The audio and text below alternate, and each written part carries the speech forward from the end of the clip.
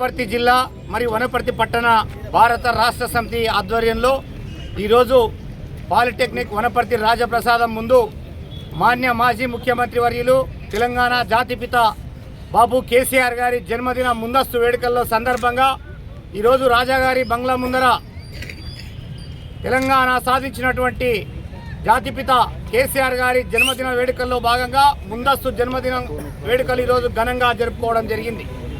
కేసీఆర్ గారి పేరు వనపర్తి బంగ్లా ముందర లిఖించి వారి పేరు మీద అందరం కూడా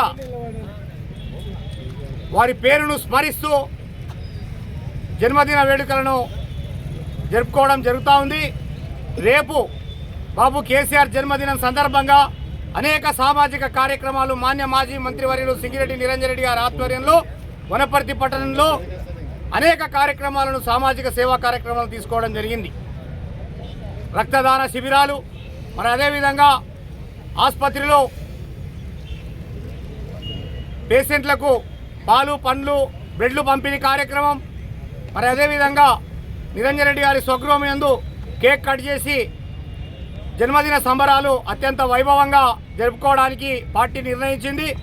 కాబట్టి బాబు మళ్ళీ నువ్వే రావాలి, ఈ తెలంగాణకు సుపరిపాలన అందాలంటే, రామరాజ్యం మళ్ళొకసారి రావాలంటే 50 మంది తెలంగాణ ప్రజలు మీ పరిపాలనను కోరుకుంటున్నారు.